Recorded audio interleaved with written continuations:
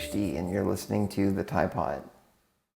Well, hi, everybody. It's another episode of the TyePod, and today I'm joined by Blanca Lobo, who has lived with MS, right, for several Yes. years, and definitely looking forward to getting a little bit about your journey and yeah, how you got to this point and sharing some stories back and forth. I know that both being members of the disability community online and everything, we have a lot of things in common that we can go back and forth on. So I'm really happy to have you, and thanks so much for coming on.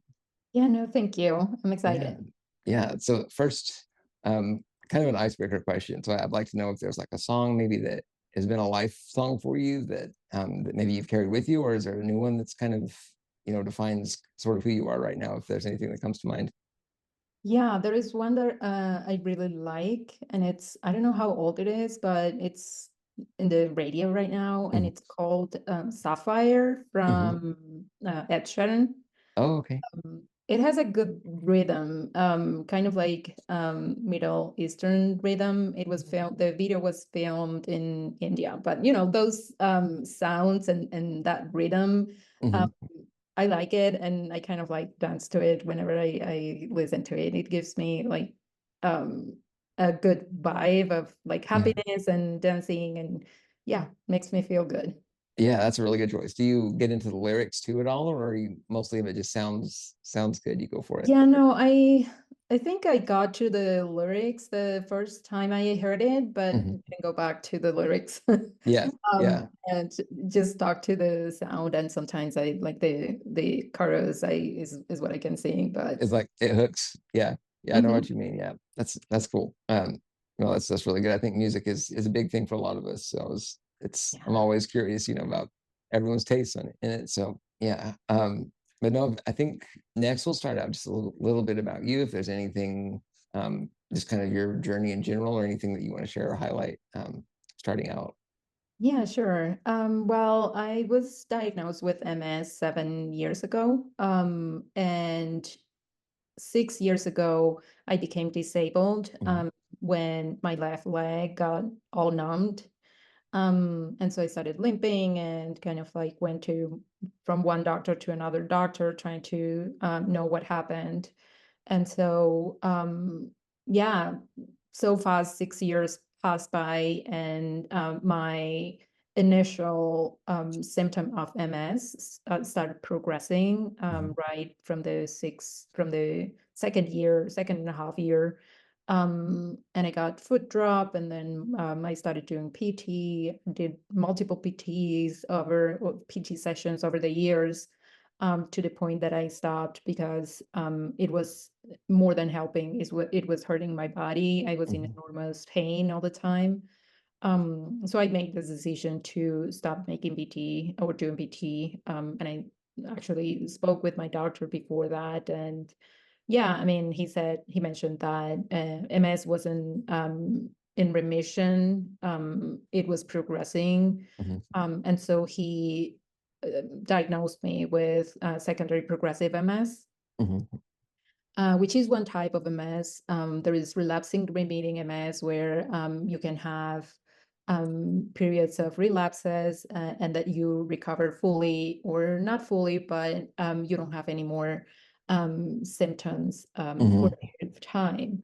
And so when someone is diagnosed with secondary progressive MS, that means that you don't have as many new symptoms, and if you Mhm. Okay. do, they are steadily progressing over time. Mhm. And not necessarily you need to have like a new lesion in your brain. Um, it's called secondary progressive MS because it progresses from one stage, which is relapsing remitting MS, to Mhm. the second stage, which is secondary progressive MS. Okay, and what sort of defines the stage? Like, how do you know when you've gone from one to the next? So like the way is in my case is that PT wasn't working for me. It Mhm. wasn't making my legs stronger. Uh, Whereas if someone had the same symptoms that I had and they recovered with PT, if they recovered completely and years passed by, 1, 2, 3 years, and they just recovered completely, then mhm. they would have stayed in the relapsing remitting Okay. stage. But since Okay. mine kept progressing, it So with the PT, like, did it cause pain, or did it just not really help with any progression at all? both. Both. Okay. Yeah. Yeah, I I was remember. doing PT and exercises, but my legs weren't getting any stronger. Okay. Yeah, that reminds me a lot of I did some PT when I was younger in high school, both like at an outpatient facility, and then there was one within the school that I worked with, and it seemed like, so often that it would cause an injury of some kind that would set me back weeks, and it would need recovery. And so I kind of, I guess that resonates with me when you were saying that it doesn't work anymore. Sometimes you have to shut that down. It's Mhm. not always like a cure-all option, I think, for people. So is there any kind of like stretching or like I don't know, massage therapy, anything at all like that has helped with it? Yeah, stretching. Well, after I stopped physical therapy, I Mhm. started doing like yoga at home, just doing stretching exercises, just the simple ones at home. And I was good for a period of time, but then I started like increasing the number of exercises. Mhm. And I would get like my hip flexors will be so tight that I wouldn't be able to do like more than 2, 3 steps. And I started using a cane. And so that I had to stop too, because it would like my hip flexors and my muscles would be sore for like 2 weeks. Mhm. And so I stopped doing that, but right now, massage therapy definitely helps. And Mhm.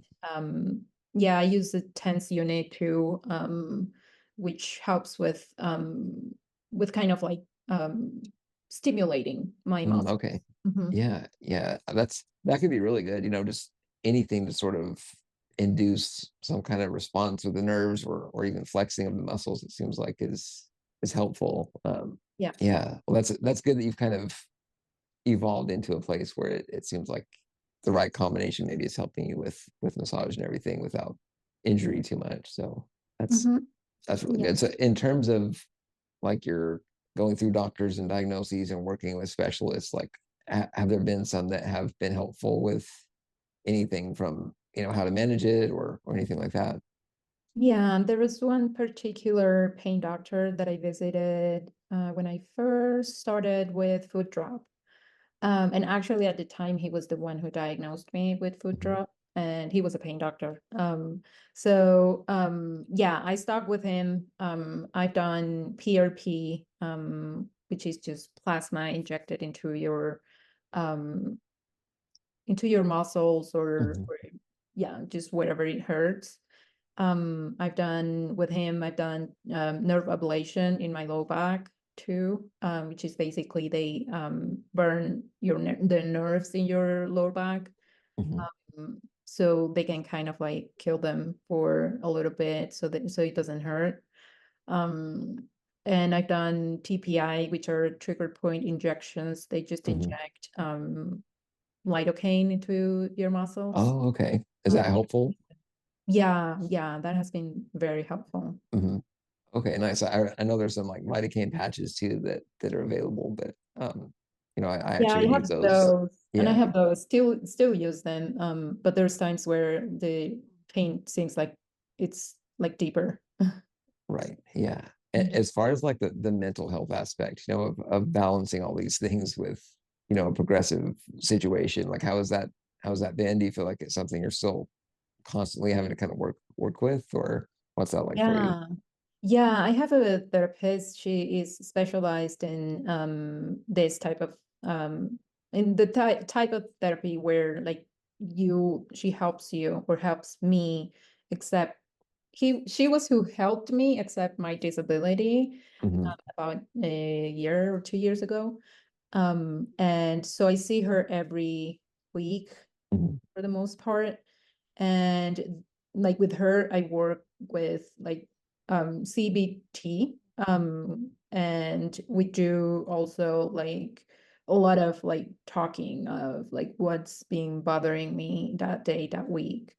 Um, And so, yeah, I mean, for me, mental health is super important. When I was diagnosed with MS, I wasn't seeing a therapist. I wasn't like doing anything positive for my mental health. Mhm. And so, yeah, I started doing therapy when I was diagnosed with another therapist. And that's when I started just taking care of my mental health Mhm. to people, and also taking medications because I wasn't, in my mind, there wasn't an option to just take medications because you have a diagnosis. In my Mhm. mind, it was like, no, that's not me. I can't do this by myself. Yeah. But it's Yeah. not like Kind of that. a almost a little bit of denial, I think, at first, always too. I'm always curious. So you had basically reached adulthood. You had moved from Venezuela to Colorado, and then all of this, everything with MS started after that point. Is that right? Okay, so Yeah. like, how do you feel about getting a disability or a diagnosis into your like 20s, 30s, or whatever, versus like growing up, as a kid and having to adapt and everything? Like, I would imagine it was really hard for you to basically be grown up at that point, and doing things and then have that diagnosis. Like, how do you feel about that kind of dynamic? Yeah. Yeah. I mean, when I wouldn't have thought that I would get MS and have like my life would change this much. When we moved here, we started working and we have all these dreams and things that we wanted to accomplish. Mhm. And when the diagnosis hit just 2 years after I arrived here in the US, it was like, I don't know, for me, I was like, no, everything is over. Like, I can't like work anymore. I can't do anything. I can't, Mhm. um, like I started questioning what I was doing, if my job was gonna be like, if I had to quit my job, and all these things. And the more I researched, the more scared I was. Yeah. Um, so yeah, having that like support, I think it's really important. Yeah. And for that, I don't know where I would be. Right. No, I just can't imagine, because mine was slowly progressing through childhood. So I did have the chance to accept parts of it going through, but at the same time, I'm always thinking, what if it would have happened where I got to my 20s or 30s and all of a sudden it, shuts us down. And I think that gets into the whole disability thing, right? Like anybody can have something show up at any time. Mhm. And that's like, I don't know, it's just a strange how each person's journey and everything is, goes after that point. But it Yeah, sounds like you've had a really good support though, as far as family and doctors and things to try to, adapt and accept it and, carry on with with your life basically. yeah, true. Yeah, my husband has been super supportive from the beginning. Mm. I wouldn't have made it without him, because he is is focused on like all the things that I can do. Yeah. Whereas I was more focused, and sometimes I'm more focused on what my body is feeling. Right. Today. So that has been super helpful, having friends to support me in Yeah. those. Yeah. I know that from experience that the negative is easy to focus on. You find yourself sort of spiraling in that pattern. And so when you Yeah, have somebody else that can objectively look at it and be like, well, really, it's not as bad as it sounds, or maybe you should change perspective, or, like that balance is really needed, I think, for so many yeah. of us, right? Like, yeah, it's because it is easy to kind of get in that It mode. is. Yeah. Like if Yeah. you're on your own and you don't have anybody that can, support you and Yeah. there, it's triple the Yeah. challenge. Yeah. Exactly. For you, when you got on social media, how was that as far as helping you to cope and deal with things? Like, did that community fill kind of a void you had maybe before, as it helped you, Yeah. deal with I things? mean, yeah, I mean, since I was diagnosed, I like in on the second year, I bought a wheelchair and I was already using a wheelchair. But I didn't look for any type of support or any type of community during those years. It wasn't until last year that I started seeing disabled people in my feed, and young people disabled, because it's not the Same age group, right? Yeah. yeah, it's not Yeah. the same seeing like the elderly, because you end up like, okay, then I'm not there. What am I doing wrong? But yeah, Right. I started seeing disabled people in my feed, and that's how I started. And as hard as it was, I started sharing my story Yeah. and kind of like coming out, which was scary but very rewarding after. Yeah. Yeah. I definitely feel that. I think it's been probably 2 years now since I really dug into the disability community and saw, like how much relatability and how many people are out there going through things. And, that's where I'm also like, if someone doesn't have support directly with them, with family or friends, like that, the social media area is to me somewhere you can go right away and at least feel supported, like someone understands what you're going through. Yeah, So, and I have a friend in social media. She's in the Middle East, oh, and okay. we talk all the time. And it's just community. I don't feel different when I'm talking to her. So Yeah. or to you. So yeah. Yeah, that's such a big need, I think, within our community. And it's so interesting how you can essentially travel across the world, really, right? And you can find people that connect to you and your story like that. Yeah, Yeah. that helps a lot. Is there like I don't know, a particular solution or example of something maybe you discussed with one of your friends that you kind of realized, or like what's been the biggest help, I guess, for you from developing that network? Um, I guess it's helped me enhance my self-confidence. Mm, mhm. And the fact that yes, I'm using a wheelchair, and yes, I'm disabled, Yeah. but I can do all these things, and I can go out on my own if I want to. Mhm, And so yeah, I've mirrored other people's in mhm. social media um, way of doing things, of seeing life, especially in the disabled community. Yeah, So yeah, I mean, I think that's been the biggest. yeah, that's really great. And I think that I very much relate to that and having that confidence factor and realizing, that there is still, a fulfilling life you can develop and follow, for yourself too. I'm curious, like for you, like what does your like hobbies, career activities, anything that, you're about you specifically that you're working on or focused on right now?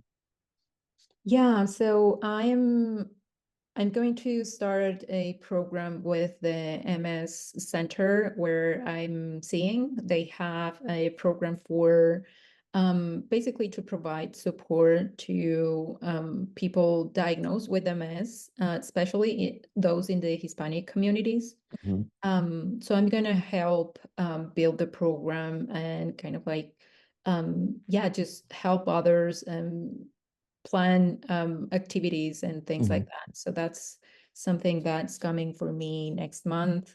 And I'm excited because I'm going to be able to support my community and provide help to others in any way I can. Yeah. And Yeah. yeah, I don't know. What else did you say? If there's any like hobbies to kind of escape to, like that you're into, because I know sometimes you need kind of just something relaxing or something to help you get Yeah. away, basically. Yeah, I'm actually reading the Bridgerton books, Okay. and I find them very like interesting, and kind of like it takes you to another world. Hmm. So yeah, I love reading, and I think especially for reading romance Hmm. novels and things like that. Yeah, So yeah, that's one thing that I do too. something you can kind of dive into a whole nother world, really, right? And like yeah, I know what you mean for sure with that. Yeah, um yeah, yeah. yeah, it seems like all of us have one or two things that help us sort of escape that way, so that's Mhm. really cool. Yeah. I'm curious, like going in public, like your experience with ableism, like with judgment, anything like that, like how has that been, and how have you approached it, maybe as far as like handling different scenarios with that? Yeah, it's definitely hard each time that you are faced with ableism when other people, or I've been to places, say a restaurant or a Mhm. place that they just don't have a ramp um or anything that can help me get in, Mhm. or they just treat me like I'm not there and talk to my husband. Right. So in those scenarios, I'm learning a lot from the disabled community, and I'm trying to stand up for myself and say, hey, Mhm. I'm here, you can talk to me. It's okay, you can, I mean, I'm here. Yeah, yeah. I mean, And that's like acknowledgement, right? Like I mean, you're every bit as much of a person as your mm, husband or whoever you're with, and it's like most of us are more than capable of speaking up for ourselves, and yeah, like being asked questions, things like that. So it's hard, like even in a restaurant setting when that you get bypassed, right? Like you're not even really there. mhm, That's mhm. definitely something, that I still see too. And it's like no matter how many times you see it or how you process it, and it still Yeah, happens. It's I don't know, it's irritating to put it mildly. it is very Yeah. irritating, and it's inhuman, I would say. Yes. Hmm. Um, and it put us like in a very vulnerable position where, you're there, but they decide to ignore you, or, but I think the most important thing is to stand up for ourselves and, not as much as I want to be rude, not be rude, but just say, hey, I'm here, you can talk to me. Right. Um, and if they ended up don't liking what I said, or Hmm. and just kept ignoring me, then I would just leave. Yeah. But in that particular opportunity, I just told them, hey, I'm here, you can talk to me. And so they did. Hmm. Hmm. So Definitely they felt comfortable, but they did. yeah. So did most of those examples, did they respect and then come back and act a little bit differently, or were there very many times when they continued to basically ignore? Um, I would say not that particular time, Hmm. but there was another time where I went to a bar with my husband and Hmm. there was no ramp. And so the security guy at the front, he was like, no, there's no ramp. And he was just like with his arms crossed, and he said, and he decided to ignore us. And then my husband started kind of like lifting my wheelchair to get in because there was Yeah, a show, a nice show, and I wanted to see it. Um, exactly. and in another opportunity, well, probably now I would have left and Yeah, not just enter, but that time I wanted to get in, and so my yeah. husband started lifting my chair, and this guy he just didn't move. He just was looking somewhere else and didn't even like help my husband or Hmm. ask for help or anything. Yeah, So I found that very rude, and yeah, I was just starting with this journey and yeah, advocacy, um, and didn't say anything. But I think if it happens again, I would say something or simply leave. yeah. Well, I mean, so you ended up actually eventually getting in Yeah. and going, okay. I mean, like in a lot of ways, I feel like my first reaction is that's actually the best way to go in some Mhm. sense, because you're just showing that it's like you have as much right to go there and experience it as anybody else, so yeah, but that's frustrating when people are like oblivious to it, or they don't seem to really care much Mhm. about helping you get in or anything. So it's like a constant battle, I think we have to fight a lot. It is a um constant battle, and it's yeah, a challenge, and yeah, I mean, but the only way is to keep showing up. yeah, yeah, exactly. Yeah, and as far as shifting gears just a little bit, is there something that maybe has like good from your experience, or like I don't know, like sometimes it's, I won't say lessons learned or anything like that, but just like are there good things that have come from your experience with just disability in general? Yeah, I mean, apart from, yeah, I guess if I don't think about the aspect of disability and all the things that come with it. Mhm. Yeah, I mean, I work full time and I love my job. My teammates are super supportive. They know about my disability, Mhm. and they were supportive all the time. And so it's that I enjoy working, and it takes me a little away from my disability and Mhm. medical appointments and everything. So I'm Yeah. just immersed in work. And yeah, I would say that. And trying to, I go to church every Sunday. That Mhm. also helps my soul and my mental health, um, and which is very helpful. Yeah. Yeah. Do you feel like your maybe relationships with friends or family or anything, do you feel like they're sort of deeper or stronger maybe in like as a result of your disability Yeah. experience? Yeah. I've gained a few friends from, like, they knew me when I was still walking, Mhm. Mhm. and I met them at my previous workplaces. Mhm. And they've stuck with me. They didn't like leave, and they've been looking to hang out with me. Yeah. And I mean, I'm super thankful that they stuck around and they still, Treat are you the same as they treat me did the before. same. Yeah. Yeah. And they Yeah. just talk to me like I'm me, not Mhm. like I'm a robot or something. Exactly. Exactly. Yeah. Yeah. No, those kind of closer bonds, I think that develop with, I mean, it Mhm. feels like the disability is almost in a way enhancing parts of that. So that's one thing I feel like is maybe a good thing that we experience at least, like those Mhm. deeper connections. Yeah, Yeah. and the friends that stay are the friends that, support you, love you as you are. And those are the most meaningful relationships. Yeah, definitely. Yeah.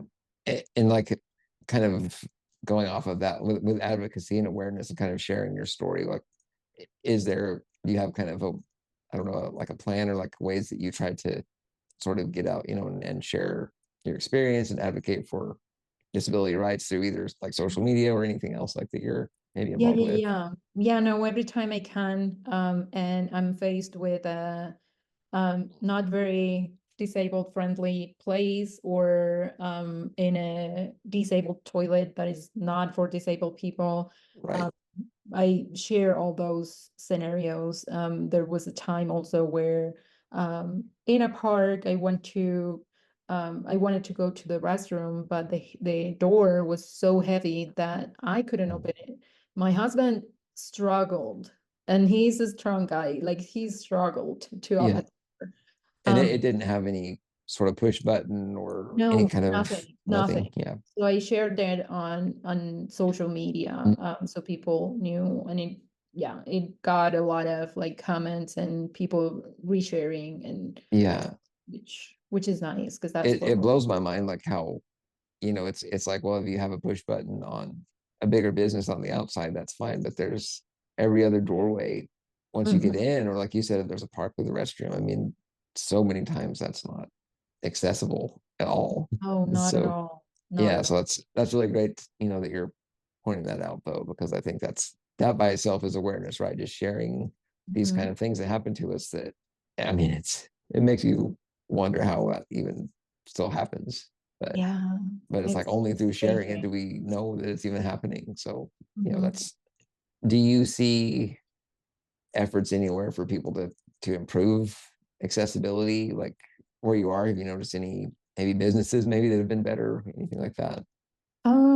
Where I moved to, the most of the parks and walkways, they have ramps, Hmm. those like little, yeah, just little ramps to cross the street and to get into the park. So I think that's great. But as far as other like businesses, me seeing that they're making changes Hmm. and knowing that it's for disabled people, no, I haven't seen any. Right. Yeah. Yeah, I haven't either, unfortunately. And I've even seen, newer buildings that are built with even less accessibility than before, Wow. So it's, I don't know, it's something that needs still needs a lot of change, you know, and Unfortunate. you see awareness, you see people learning more, which I think is going to eventually lead to something. But you know, it's painful to wait for to Mhm. see, you know, major changes. But yeah, I just think that sharing these stories, those is like a good way to start for sure. Yeah, Yeah. hopefully, like we all get together and kind of not get together, but we all share as the Hmm. the more we share these scenarios and those type of things that happened, I think more people are gonna know. Yeah. Mm.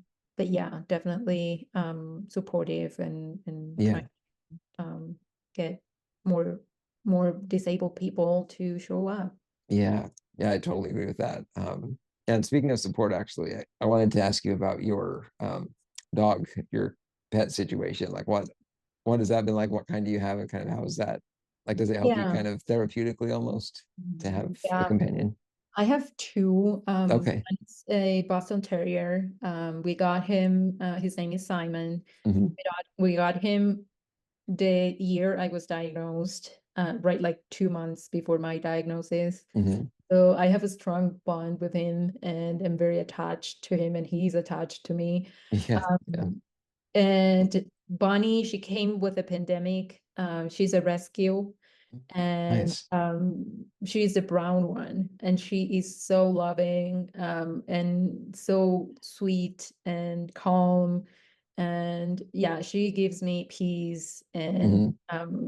yeah, she's the best too. So I yeah, definitely both of them help Hmm. me in different ways. Yeah. um and yeah, I mean, they add up to the to my support system. Yeah.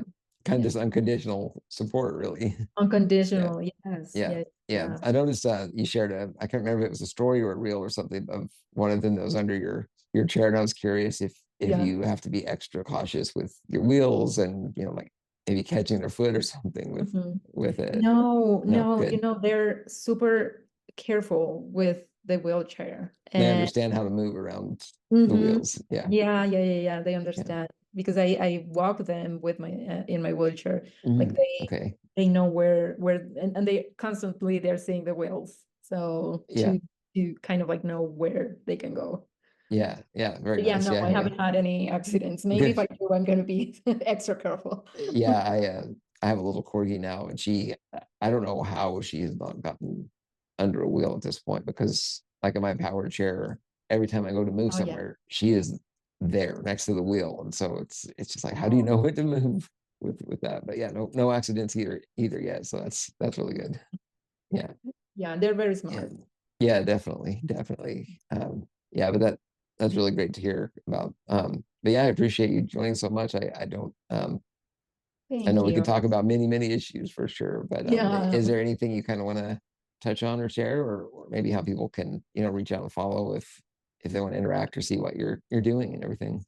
Yeah, no, thank you for inviting me. I enjoyed this session, and I'm super thankful that we get this time to talk and chat about our challenges and everything. Hmm. And yeah, I mean, my Instagram is adaptive MS vibes. So that's how people can find me. And so yeah, that's how I found you. And Yeah, so hopefully more people are join my community, and so yeah. yeah, that's really great. I sure appreciate everything you're, you know, sharing and doing for the community, and it's really nice to chat and kind of just share some experiences for sure. Um, Likewise, thank yeah, you. yeah, but final question. Mhm. Um, from your move from Venezuela to Colorado, like, what is a food maybe that you miss, or one that you kind of brought with you to where you are? Like, what's kind of one of your go-to things with food? Yeah, with food, I think my favorite, and we can make it here, is super easy to make, are arepas. Hmm. It's basically like a gordita. Hmm.